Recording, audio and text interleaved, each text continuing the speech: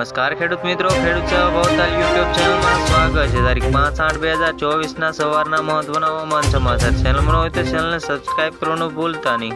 તો હવામાન વિભાગે જણાવ્યું છે કે આગામી 2 દિવસ દક્ષિણ ગુજરાતમાં વલસાડ, નવસારી, ડાંગ, તાપી, સુરત, ભરૂચ અને નર્મદા જિલ્લાઓમાં ભારે વરસાદ પડવાની સંભાવનાઓ વ્યક્ત કરી છે।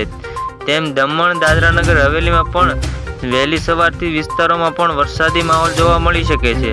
તો અતિ ભારે વરસાદની શક્યતાઓ પણ હવામાન વિભાગે વ્યક્ત કરતા જણાવી રહ્યા છે। તો હવામાન વિભાગે આગાહી કરતા જણાવી રહ્યા છે ડાંગ, તાપી, સુરત જેવા વિસ્તારોમાં ભારે વરસાદની સંભાવનાઓ છે, જ્યારે કે સાબરકાંઠા, વલસાડ, નવસારી તથા દમણ અને દાદરાનગર હવેલીમાં સમાવેશ થયો છે। તો આ 5 જિલ્લાઓમાં ઓરેન્જ એલર્ટ આપવામાં આવી રહ્યું છે। તો અતિ ભારે વરસાદની પણ આગાહી કરવામાં આવી છે, જેમાં પાટણ, મહેસાણા, સુરત, તાપી અને ડાંગ જિલ્લાઓમાં સમાવેશ થયો છે।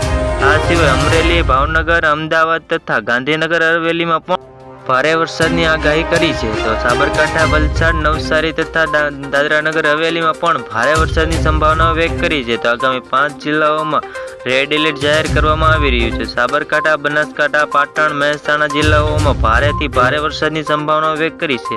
તો કોઈ વિસ્તારોમાં અતિ ભારે વરસાદની શક્યતા છે, તો કોઈ વિસ્તારે સામાન્ય હળવા વરસાદની પણ શક્યતા હવામાન વિભાગે વ્યક્ત કરતા જણાવી રહ્યા છે। તો સાબરકાંઠા, મહેસાણા, પાટણ, મહેસાણા જિલ્લાઓમાં ભારે વરસાદની સંભાવનાઓ વ્યક્ત કરી છે। આ સિવાય છોટાઉદેપુર, પંચમહાલ, ખેડા, આણંદ, અરવલ્લી, મહીસાગર, અમદાવાદ તથા ગાંધીનગર જિલ્લાઓમાં વિસ્તારોમાં આગામી 2 દિવસ સુધી વરસાદી માહોલ જોવા મળી શકે છે। તો એકાદ બે સ્થળોમાં હળવાથી મધ્યમ વરસાદની પણ શક્યતા વિસ્તારોમાં જણાવી છે। તો હવામાન વિભાગે આગાહી કરતા જણાવી રહ્યા છે।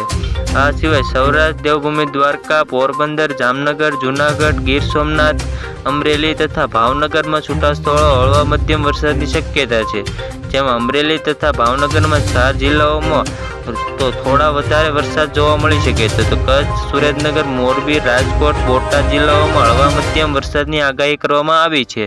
તો જૂનાગઢ જેવા વિસ્તારોમાં પણ ભારે વરસાદની સંભાવનાઓ વ્યક્ત કરતા જણાવી રહ્યા છે। આવી જ રીતે ખેડૂત મિત્રો ફરી મળ્યા, જોતા રહો ખેડૂત સેવા ભવતાલ યુટ્યુબ ચેનલ।